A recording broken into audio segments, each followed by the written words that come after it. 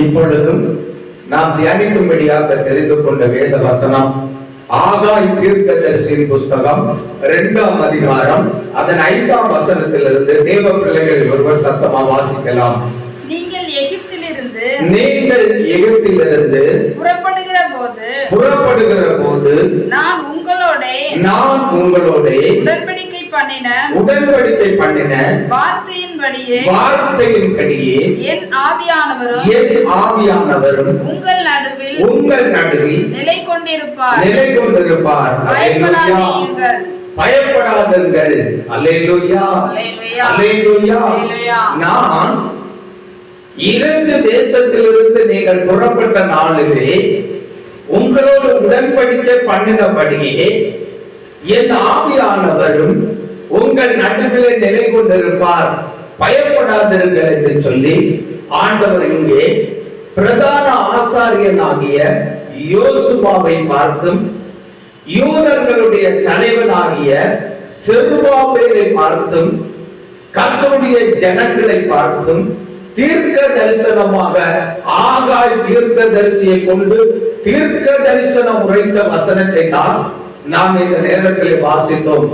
ஆண்டவராகிய கர்த்தர் ஆகாய் தீர்க்க தரிசியை கொண்டு பிரதான ஆசாரியனாகிய யோசுவாவோடும் யூதர்களின் தலைவனாகிய செருபாபேலோடும் கர்த்தருடைய ஜனங்களோடும் இந்த தீர்க்க தரிசன வார்த்தையை ஆகாய் தீர்க்க தரிசியை கொண்டு தீர்க்க தரிசனம் உரைக்க காரணம் என்னவென்றால் ஆண்டவராகிய தேவனுடைய ஆலயம் சாலோமோன் என்கிற ராஜாவாலே கட்டப்பட்டு மகிமையாலே நிரப்பப்பட்டு தேவனுக்கு பலி செலுத்தப்பட்டு தேவனுக்கு ஆராதனை செலுத்தப்பட்டு தேவன் மகிமையாக ஆலயத்தில் எழுந்தருளி ஜனங்களை ஆசீர்வதித்துக் கொண்டிருந்த கர்த்தருடைய மகிமையான ஆலயத்தை பாபிலோன் தேசத்தில் உள்ள நேபுகாத் நேச்சார் என்கிற ராஜா வந்து இந்த ஆலயத்தை இடித்து இதை தரமட்டம் ஆக்கி இந்த ஆலயத்தை தீ கொளுத்தி கொண்டு போய்விட்டார்.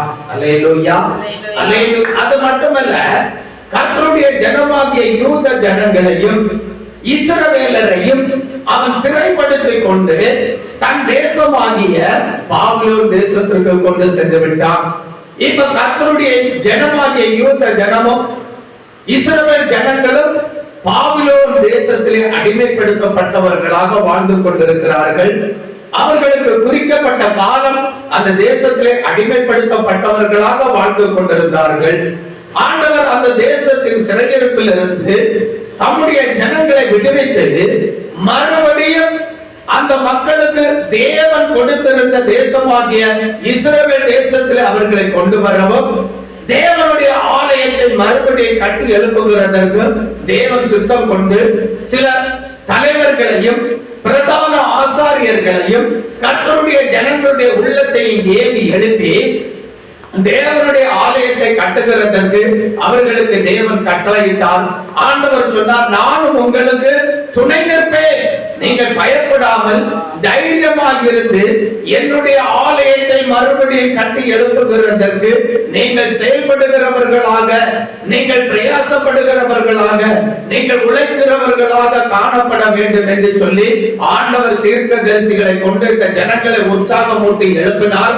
அதிலே இந்த பணிகளை நடப்பிக்கிறதற்காக சில தலைவர்களை பிரதான ஆசாரியர்களை கர்த்தருடைய ஜனங்களை எழுப்பி அந்த பணிகளை செய்கிறதற்கான ஆலோசனைகளை கொடுத்து நடத்தினார். அல்லேலூயா. அப்படி ஆலோசனை பெற்றவர்களில் ஒரு மனிதன் தான் செருபாபேல் என்கிறவன். இந்த செருபாபேல் என்கிறவன் யூதர்களுக்கு தலைவனாக இருந்து செயல்பட்ட ஒரு மனிதனாக காணப்பட்டான். அதுபோல யோசுவா என்கிற ஒரு மனிதனுக்கு ஆண்டவர் அந்த ஆலோசனையை கொடுத்திருந்தார். இந்த யோசுவா என்கிறவன் பிரதான ஆசாரியனாக இருந்து அவன் கர்த்தருடைய பணிவிடை ஊழியர்களை செய்கிறவனாக செயல்பட்டுக் கொண்டிருந்தான். அது மட்டுமல்ல, கர்த்தருடைய ஜனங்களுடைய உள்ளத்திலும் இந்த பணியை செய்கிறதற்கான வாஞ்சையை உருவாக்கி அவர்களை என்னென்ன விதமாக கர்த்தருடைய ஆலயத்தை கட்டி எழுப்ப வேண்டும் என்கிற ஆலோசனையை கொடுத்து கர்த்தர் எழுப்பிதான் கர்த்தர் அந்த ஜனங்களுக்கு தீர்க்க தரிசனமாக சொல்லுகிறார். என்ன சொல்லுகிறார் என்றால், நீங்கள் எகிப்து தேசத்திலிருந்து புறப்பட்ட நாளிலே நான் உங்களோடு உங்களோடு கூட ஒரு உடன்படிக்கை பண்ணினேன். பாத்தீங்களா? என்ன உடன்படிக்கை பண்ணினேன் என்றால், என் ஆவியானவர் எப்பொழுது உங்கள் நடுவில் நிலை கொண்டிருப்பார் என்று சொல்லி நான் உங்களுக்கு உடன்படிக்கை பண்ணினேன். அந்த உடன்படிக்கையின்படியே இப்பொழுது என்னுடைய ஆலயத்தை நீங்கள் கட்டுகிறதற்காக செய்கிற காரியங்களிலோ என்னுடைய ஆவியானவர் உங்களுக்கு உதவி செய்யும்படியாக என்னுடைய ஆவியாகிய கர்த்தருடைய ஆவியானவர் உங்கள் நடுவில் நிலை கொண்டிருப்பார். நீங்கள் பயப்படாதிருந்து இந்த காரியங்களை நடப்பீங்கள், இந்த நல்ல வேலைகளை செய்யுங்கள் என்று சொல்லி கர்த்தருடைய ஆவியானவர் ஆகாய் தீர்க்கதரிசியை கொண்டு தீர்க்க தரிசனம் உரைக்கிறார். அல்லேலூயா. என அன்பான கர்த்தருடைய பிள்ளைகளே, கர்த்தருடைய ஊழியத்தை நாம் உற்சாகமாக செய்ய வேண்டும். கர்த்தருடைய ஆலயத்தின் பணிகளை நாம் மனமகிழ்ச்சியா செய்ய வேண்டும். கர்த்தருடைய சபை ஊழியங்களை நாம் உற்சாகமா செய்ய வேண்டும். ஏனென்றால் அது மகிமை நிறைந்ததாய் காணப்படுகிறது. அது ஒரு காலம் இடிக்கப்பட்டிருக்க கூடாது. அது ஒரு காலம் பாழாக்கி விடப்பட்டது போல காணப்படக்கூடாது. ஏனென்றால் முந்தின ஆலயம் மகிமை உள்ளதாக இருந்தது. அதை நேபுகாத்து நேச்சார் இடித்து போட்டான். இப்ப அந்த ஆலயத்தை பிந்தின ஆலயமாக மகிமை நிறைந்ததாக மறுபடியும் கட்டி எழுப்ப ஆண்டவர் விரும்பி அந்த ஆலயத்தின் மூலம் மகிமை அடைய விரும்புகிறார். ஆகையால் பிந்தின ஆலயத்தின் மகிமை முந்தின ஆலயத்தின் மகிமையை பார்க்கல அதிக மகிமை நிறைந்ததாக இருக்கும். அல்லேலூயா. ஆகையால் இந்த பணியை உற்சாகமாக செய்ய வேண்டும். இந்த வேலைகளை நீங்கள் துரிதமா நடப்பிக்க வேண்டும். இதை நல்ல ஞானத்தோடு நீங்க செய்ய வேண்டும். அதை நடப்பிக்கிறதற்கு என் ஆவியானவர் உங்கள் நடுவில் நிலை கொண்டிருப்பார். நான் அந்த உடன்படிக்கையை உங்களோடு செய்திருக்கிறேன். நீங்கள் எகிப்து தேசத்திலிருந்து புறப்பட்ட நாளிலேயே அந்த உடன்படிக்கையை நான் உங்களோடு செய்திருக்கிறேன். ஆகையால் இந்த உடன்படிக்கையின்படி என் ஆவியானவர் உங்களுக்கு எல்லா காரியத்திலும் உதவி செய்து என் மகிமையின் ஆலயத்தை கட்டுகிறதற்கு துணை செய்வார். நீங்கள் பயப்படாமல் இருந்து இந்த காரியத்தை செய்யுங்கள் என்று ஆண்டவர் தீர்க்க தரிசனம் உரைக்கிறார். அல்லேலூயா. அல்லேலூயா. என அன்பான கர்த்தருடைய பிள்ளைகளே, இப்ப நீங்க ஆண்டவராகிய இயேசு கிறிஸ்துவின் மகிமையின் சரீரமாகிய சபை ஊழியத்தை செய்து கொண்டிருக்கிறீங்க. அல்லேலூயா. இது பழைய ஏற்பாடு காலத்தில் சாலோமன் கட்டின தேவாலயத்தை பார்க்கிலும் மகிமை உள்ளது. செருபாபேலும் பிரதான ஆசாரியனுமாகிய யோசுவாவும் கர்த்தருடைய ஜனங்களும் புதிதாய் கட்டின ஆலயத்தை பார்க்கிலும் பல கோடி மகிமை நிறைந்த கர்த்தருடைய சரீரமாகிய சபையாய் காணப்படுகிறது. அல்லேலூயா.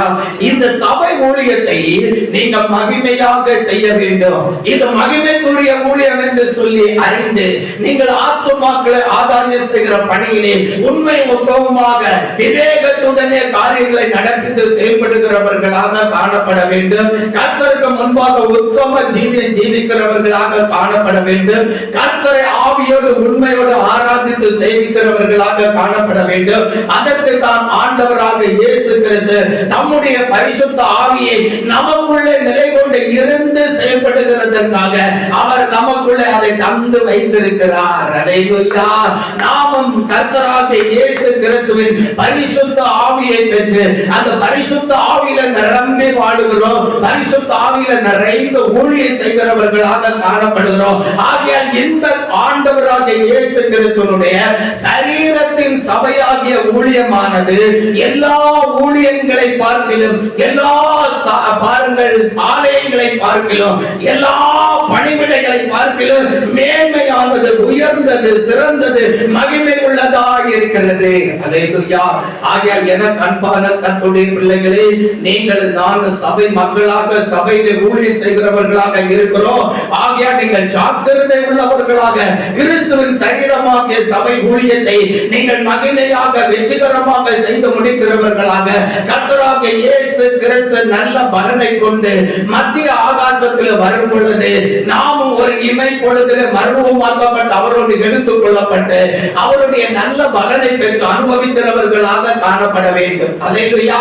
நமக்கு ஆண்டவராகிய இயேசு கிறிஸ்து மத்திய ஆகாசத்திலே கொண்டு வந்து நமக்கு கொடுக்க போகிற பலன் எப்படிப்பட்ட பலன் தெரியுமா?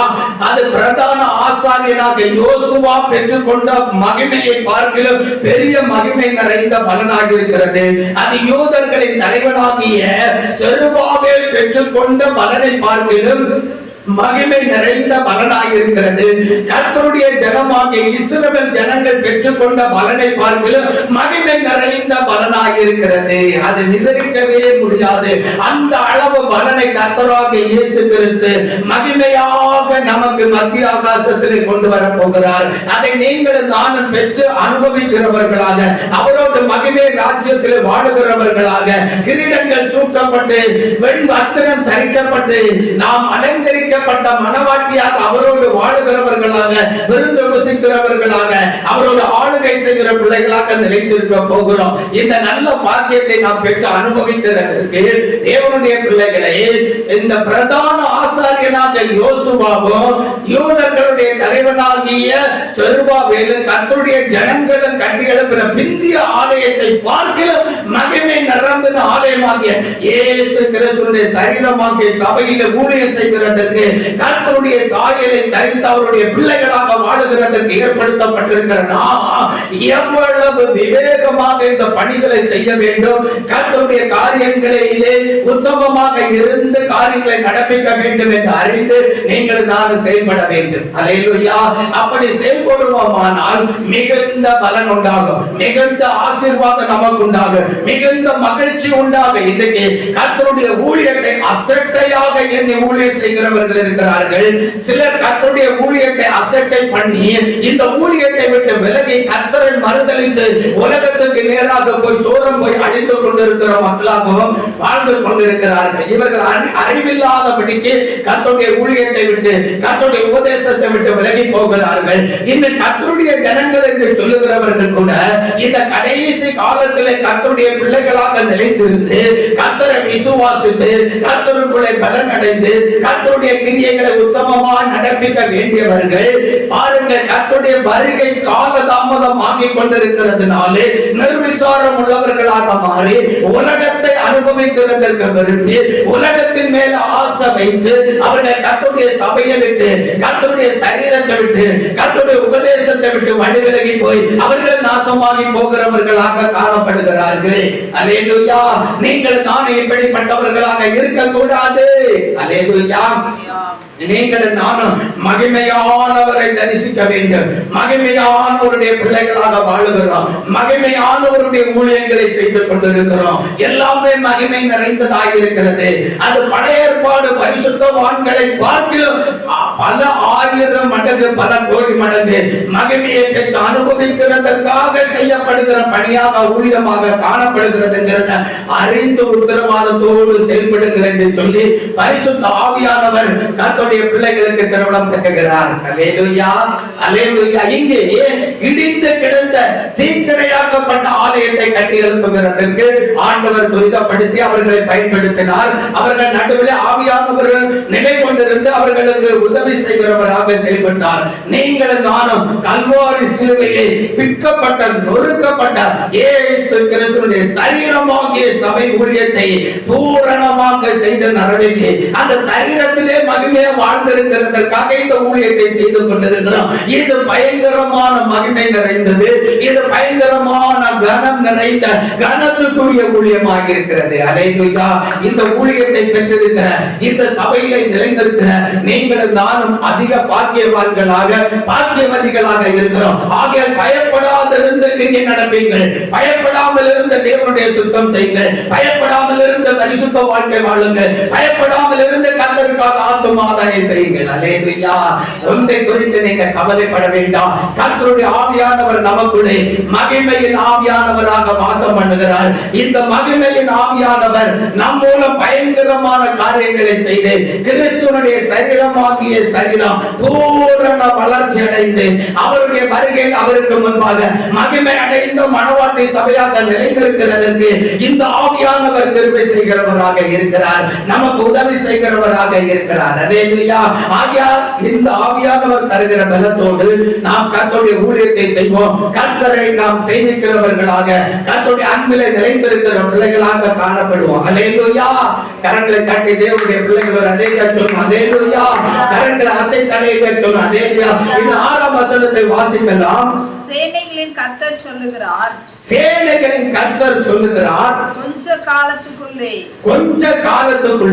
இன்னும் ஒரு தரம் இன்னும் ஒரு தரம் நான் வானத்தையும் பூமியையும் சமுத்திரத்தையும் வெட்டாந்தரையையும் அசைய பண்ணுவேன். அல்லேலூயா, அல்லேலூயா. சேனைகளின் கர்த்தர்